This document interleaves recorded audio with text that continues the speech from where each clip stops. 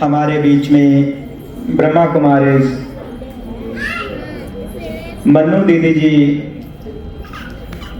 आप पिछले 24 वर्षों से समर्पित जीवन जी रहे हैं। आप सेक्टर 43 में कविता दीदी के साथ राइट हैंड बनकर उनकी सेवा में सहयोग देते हैं। बिल्कुल छवि में बिल्कुल साधारण से लगते, साधारण हैं पर बहुत खास हैं आप। लगते साधारण हैं पर बहुत खास हैं आप। इस ईश्वरीय परिवार का उल्लास हैं आप।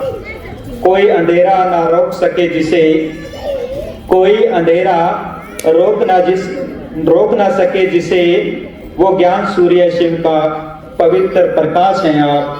पवित्र प्रकाश हैं आप। आपकी छवि बिल्कुल एकदम साइलेंस और ज्ञान और योग की प्रकाष्ठा आपके चेहरे से ही झलकती है।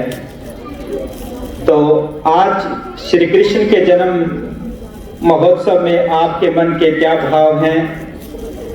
क्या आप इस ईश्वरीय परिवार में आकर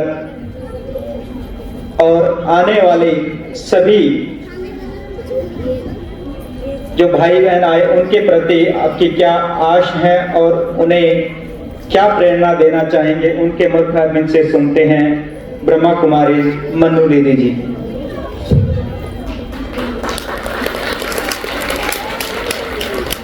ओम शांति। आप सबको श्री कृष्ण जन्माष्टमी की बहुत बहुत दिल से बधाई हो, बधाई हो। आज हम उनका जन्मदिन मनाने के लिए इन एडवांस पहुंचे हैं। तो वैसे कोई किसी के जन्मदिन पर कब जाता है? जब उसकी कोई पहचान होती है। तो इसीलिए आप सबकी पहचान भी है और रिश्तेदारी में जाते हैं। तो ये तो मानना पड़ेगा ना, रिश्तेदार हैं तभी आए ना। एक बार फिर से जोरदार ताली अपने लिए कि कितना अंदर दिल में प्यार है इस छवि के लिए। वैसे भी बहुत ही मनमोहक छवि है और उनका अक्सर ज़्यादातर मंदिरों में और हर जगह बाल रूप ही दिखाते हैं। जन्माष्टमी पे खास तौर पे वो बड़े वाला नहीं, लेकिन माखन खाते हुए बांसुरी बजाते, तो ऐसे ऐसे चित्र दिखाते हैं। और खास जैसे बांसुरी का गायन है, तो वो कौन सी बांसुरी की बात है? तो दीदी जी ने बताया कि परमात्मा की बातों को सुन के जीवन में धारण करेंगे तब हम मुरलीधर बन सकेंगे। तो मुरली बजेगी भी कैसे? मुख द्वारा ही। ऐसे तो ये यंत्र ऐसे ही है, वाद्य यंत्र। तो कहने का भाव कि मुख द्वारा ही पहले हमें अच्छा अच्छा बोलने की, दुआएं देने की प्रैक्टिस करनी होगी। फिर इस जीव को भी वरदान मिल जाएगा। किस चीज का? जो बोलेंगे वो सिद्ध हो जाएगा। और माखन दिखाते हैं, श्री कृष्ण के चित्रों में भी दिखाते हैं और वैसे ही उनके हर गायन में है कि उन्होंने मटकी फोड़ी किसकी? माखन की। ये कौन सा माखन है? ये है अच्छे नजरिए का, पॉजिटिविटी का। वैसे भी किसी के आगे कोई परिस्थिति आती है और वो इंसान सेफली उस हालात से निकल आता है, तो क्या कहते हैं? यही कहते हैं कि ये तो एकदम से भगवान की मदद से ऐसे निकला जैसे माखन से बाल निकल आता है। तो कहने का भाव है कि परिस्थितियां, मुश्किलें अगर जीवन में आती भी हैं और हमारा लगातार अच्छा सोचना, अच्छा व्यवहार करना जीवन में इतनी ज्यादा शुद्धि ले आता है, बिल्कुल माखन को सफेद सफेद दिखाते हैं। तो पॉजिटिव थॉट जो है वो प्योरिटी का सिंबल है। तो अपने आप ही वो नेगेटिविटी, नेगेटिव हालात या नेगेटिव लोग जो भी होते हैं वो जीवन से अपने आप ही निकल जाते हैं, या परिवर्तन हो जाते हैं या फिर दूर हो जाते हैं, लेकिन हमारा काम है निरंतर उनको दुआएं देना, उनके लिए अच्छा सोचना, है ना। जो कोई बुरा करे उसके लिए क्या सोचना, ये नहीं कहना कि इसके लिए, मतलब जब इसके आगे हालात आएंगे तब देखना क्या होगा, कल को इसके साथ भी ऐसा कुछ होगा, तो ये भी नहीं कहना। पता नहीं उसके जीवन में क्या कमी है, हमें इतना ज्यादा पॉजिटिविटी की ऊंचाई पे जाना है कि पता नहीं इसके जीवन में कितना कष्ट है, कितना ही अंदर से दुखी है, जो बाहर से भी वो कष्ट दे रहा है। तो ये है वो पवित्रता की ऊंचाई कि हम फिर भी लगातार, चलो मानते हैं एक बार तो मन नहीं वैसा सोचता, लेकिन बार बार अभ्यास के बाद क्या होगा, मन पॉजिटिव सोचने लग जाता है। और अच्छा सोचने के फायदे ही हैं। श्री कृष्ण की जैसे हमें स्माइल बहुत अच्छी लगती है, और उनकी हर स्माइल के आगे दिखाया परिस्थितियां क्या हो जाती थी, बिल्कुल खत्म हो जाती थी। इतने भयंकर असुर आते दिखाए, और बाल्यकाल से दिखाया है कि वो आ रहे हैं, लेकिन उनकी प्यारी सी स्माइल के आगे वो परिस्थितियां बिल्कुल खत्म होती हुई नजर आती हैं। तो अंदर जब हमारे इतना प्योरिटी लेवल होगा तो हर परिस्थिति ऐसे ही चली जाएगी, अंदर की खुशी की स्थिति। इसीलिए कहा मुस्कुराए जा तो गम भाग जाएंगे। तो हमारा काम है अंदर से, बाहर से नहीं, लेकिन अंदर से भी खुश रहना। ये हम अपने आप से जरूर पूछें कि जब हम घर में रहते हैं, अकेले हैं, तो क्या मेरा मन खुश रहता है, मुझे अपने आप में हर पल को एंजॉय करना आता है। तो आज के दिन कोई नहीं, सिर्फ हमने मनाना, हमें रोज ही सेलिब्रेशन करना है, इसी तरह अपने आप को खुश रखने का। और फिर उसमें दिखाते कि श्री कृष्ण ने गोवर्धन पर्वत उठाया, तो वो दिखाया, एक उंगली लगाई और वो पर्वत उठ गया। तो वो इस चीज का सिंबल है कि सबने अपने अंदर से इस थॉट का मतलब संकल्प लेना है, उंगली लगानी है कि मुझे भीतर से परिवर्तन होना है। तो कोई पर्वत की बात नहीं, तो ये कौन सा पहाड़ है, ये कलयुग का पहाड़ है। आज कलयुग में बहुत सारी घटनाएं हो रही हैं, अखबार भरे होते हैं, कोई चैनल, न्यूज चैनल चलाओ तो उसमें बहुत ऐसी ऊपर नीचे घटनाएं सुनने को, देखने को मिलती हैं। तो सिर्फ ऐसे थोड़े इतना सुनने तक है, पर हमने क्या करना है, हमें भी तो कोई लेसन मिलता है।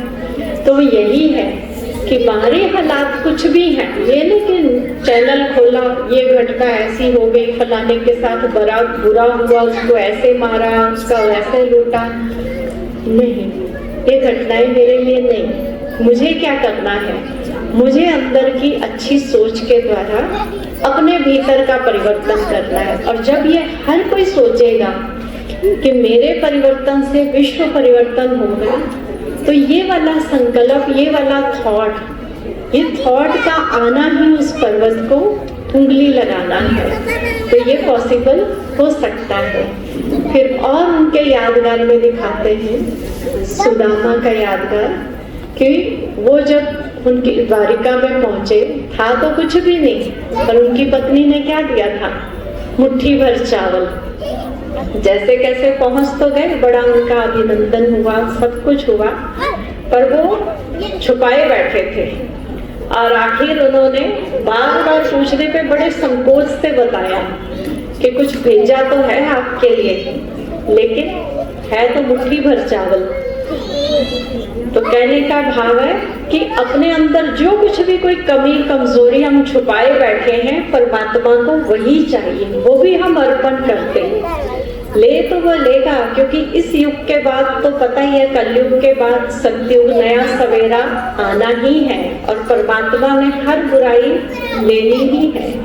तो बहुत अच्छा होगा कि हम अपने आप ही अपनी हर कमी उन्हें अर्पण करते हैं।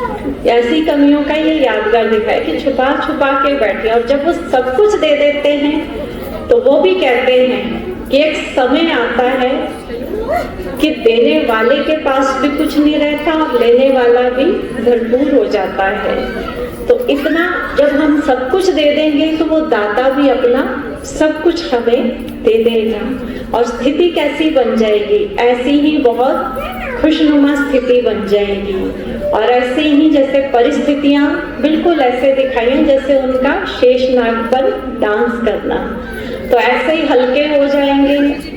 और परिस्थितियां चाहे कितनी भी गहरी गंभीर क्यों ना हो, तो उन परिस्थितियों पे मन खुशी खुशी डांस करता रहेगा। डांस कोई शरीर से बात नहीं है, लेकिन उनका प्रभाव हमारे मन पर नहीं होगा।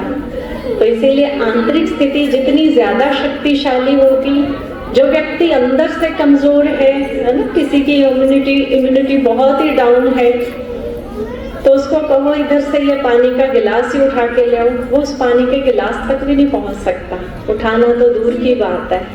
तो जो शक्तिशाली होगा उसके लिए कोई बड़ी बात नहीं, उसको तो कहेंगे टेबल भी उठा के इधर से इधर कर दे। तो बात आती है अंदर की मनोस्थिति की, मनोवृत्ति की। और वैसे भी डांस कौन कर सकता है? अब किसी के मान लो घुटने में दर्द है, कमर में दर्द है, उसको कहें यहाँ डांस कर ले, नहीं कर सकता। जिसकी बॉडी में फ्लेक्सिबिलिटी है और जो पूरा फिट है, तो तंदुरुस्त है, हेल्थ वाइज ठीक है। तो यहाँ मेंटल हेल्थ की बात चल रही है कि जो आंतरिक रूप से स्वस्थ है, शक्तिशाली है, फ्लेक्सिबल है, इजी नेचर है, मोल्डिंग नेचर है। क्योंकि डांस में आपने देखा है हाथ घुमाते हैं, कमर इधर कभी उधर, बैठेंगे खड़े होंगे, कितनी फ्लेक्सिबिलिटी चाहिए होती है, फटाफट स्टेप चेंज होते हैं। अभी बच्चों के देख रहे थे आप आइटम। तो इसी तरह जब मन इतना फ्लेक्सिबल हो जाएगा तो हर एक के हिसाब से, कईयों की बड़ी रिजिड नेचर होती है, दूसरे ने कहा कि ये काम हम इस तरीके से कर लेते, तो अपना ईगो शो करने लग जाते हैं कि नहीं नहीं आपका आइडिया ठीक नहीं है, इस आइडिया से कर लेते हैं। तो दूसरे की खुशी के खातिर हमने उसे कर भी लिया, बाद में हमने अपना भी विचार दे दिया, तो वो मान लेगा इजीली। पर अंदर का वो जो रिजिड होना, वो क्या करता है, रिश्तों में टकराव ले आता है।